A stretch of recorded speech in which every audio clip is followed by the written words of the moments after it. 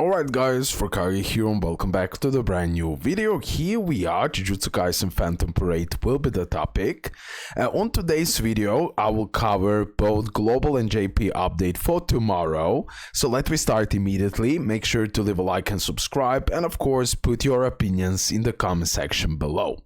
So here we have the preview of the new chapter in the main story, Thunderbolt. Main story, Vicarious Experience Chapter 12 will be unlocked on 24th of October, which is tomorrow.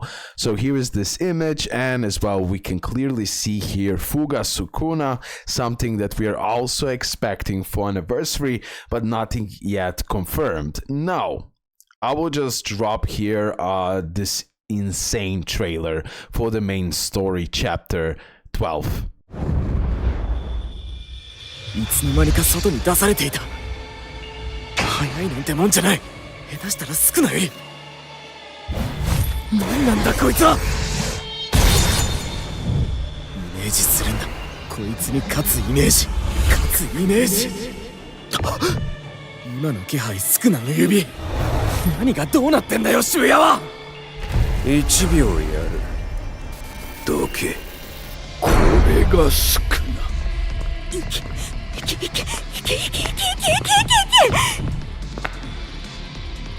図が高いな。指の礼だ。かかってこい。俺に一撃でも入れられたらお前らの下についてやる。二言はないな。手始めに渋谷の人間を皆殺しにしてやろう。一人を除いてな。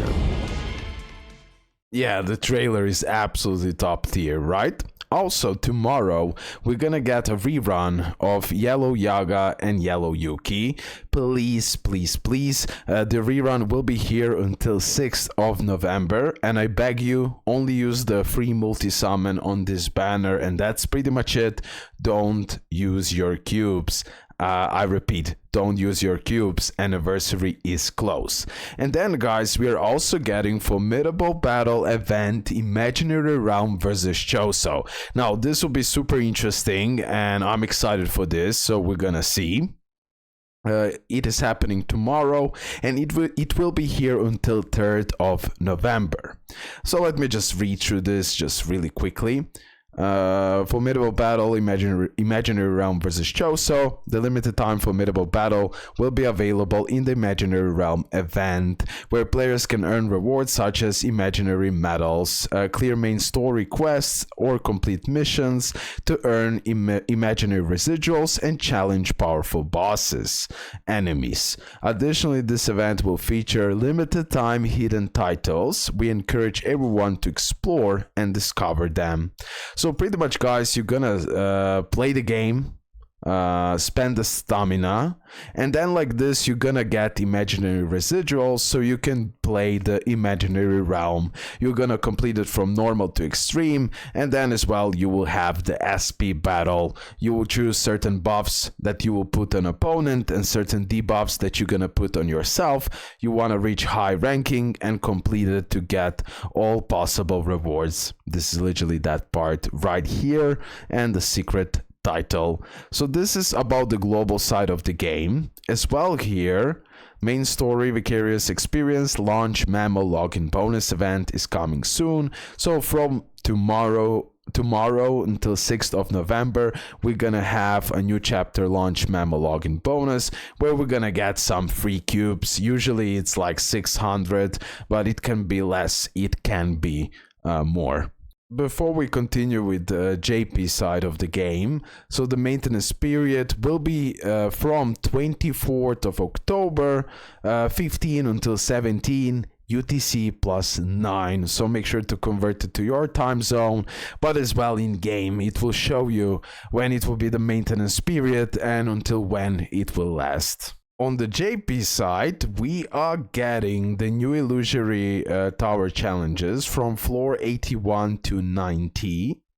As well, this will be the rerun. Again, the same advice to the JP players. This rerun is not worth your cubes. The Ino and Maki rerun, right? Only free multi and that's it. Anniversary is stupidly close. Here, guys, we're also getting Imaginary Realm versus Ghetto. And one more thing is Miguel is getting a buff. So JJK0 limited unit Miguel is getting a buff, and it's not a SP potential buff, it's just a regular buff, but in future we can expect the SP potential as well. So in this video I will show you the buffs, and we're gonna talk about how much better is now after those buffs Miguel, right? So Miguel, before this actual buffs, he was nothing special, pretty much rarely used, and he didn't have like a true role in this game, true position in the game. But now I believe we have a different situation. So movie limited character, again, just to highlight this part. He's dealing with skill 1, 200% melee taijutsu damage to selected enemy, depending on how much curse energy this character has when this skill is activated. Additionally increases taijutsu up to 40%. So skill 1 is not something you're gonna use too oftenly, but definitely you can use for the self buff. But look at the skill 2. Here we have a changes. So before it was increase own taijutsu stat by 30%, so he's self buffing here. Reduce damage received by 25%. The higher own curse energy is when receiving an attack, the greater the original effect by up to 60%, and max increase at 60 curse energy. Now post adjustments, we have here increase own taijutsu stat by 35, so bigger self buff, as well much bigger reduced damage received, so bigger survivability, 3 turns, and again higher own curse energy is when receiving an attack, greater original effect will become, right? Increases own critical hit rate by 20%. Okay, fair enough. Even though this part increasing critical hit rate, yeah, he's gonna crit more oftenly, but if he can have in mechanics as well to buff his crit damage, that would mean a lot. But okay, fair enough.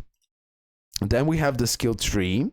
Before adjustments, before the buffs, he was nullifying attack nullification status, dealing 80% jujutsu damage to selected enemy, and attracts the selected enemy attack to self. Decrease the value of 2 of the enemy's eligible buffs by 30%, decreases those buffs turn count by 1, prioritizes the most recent buffs. I mean, this part, whatever, honestly. Hopefully in this new Illusory Tower challenges we can maybe this part will be more valuable then, but currently right now I don't see it too much. And then we have the ultimate. Oh sorry, I didn't check out past adjustments. So with the skill 3, after the buffs, he nullifies attack nullification, so that part is the same, dealing 80% jujutsu damage. Yep. Attracts the selected enemy attack to self 1 turn, decreases the value of 2 of the enemy's eligible buffs by 50%, decrease those count buff turn count by 1, and look at this now, increases the selected enemy taijutsu damage received by 50%, prioritize the most recent buff. So this is that buff that happened on Miguel here, where now he can also debuff. If the selected enemy is weak to blue type, decreases the selected enemy taijutsu and jujutsu stat by 10%. So again, debuffing the damage of the opponent. And then we have the ultimate, again nullifying the attack nullification, dealing 200% range jutsu damage to selected enemy, increases the selected enemy damage received by 25%, decreases the value of 3 of the enemy's eligible buffs by 50%, deals 900% melee taijutsu damage to selected enemy. The more own curse energy has, the greater damage boost will be, so it can go up to 40%. And the changes are this. So This part is the same, increases the selected enemy damage received by 25%, increases the selected enemy taijutsu damage received by 50%. So again, he is debuffing here, so you're gonna do bigger taijutsu damage. Decreases the value of 3 of the enemy's eligible buffs by 70%, and now we have a much bigger percentage, 1260% melee taijutsu damage to selected enemy. And as well, he doesn't need as much as energy as before to activate the ultimate, so he will get the ultimate faster. If the selected enemy is weak to blue type, decreases the selected enemy taijutsu and jujutsu stat by 15%. Then we have this part right here, so everything is the same, but here we got recovers own curse energy by 40. So at the start of the battle, decrease own jujutsu damage received by 15%, increase own jujutsu stat by 20%, and as well recovering curse energy by 40, which is really significant for him because more curse energy he has, bigger damage he's gonna do, and overall he's gonna perform much better with most of the skills and the ultimate. So guys, Miguel, in my opinion, is now much better. Is he now a must after those buffs? I wouldn't say. Maybe after additional SP potential he could go pretty crazy, but again, be careful. Anniversary is close. JJK0 event is here, so possibly we can expect the rerun of Miguel. Just be careful. Overall, I like Miguel now much more than before. In game itself, I'm talking about that, of course, and yeah, he will perform much better, but I wouldn't say he's a must or something like that, at least for now. Okay, that's it guys. Thanks for all support. Make sure to leave a like and subscribe, and yeah, see you next one. Bye.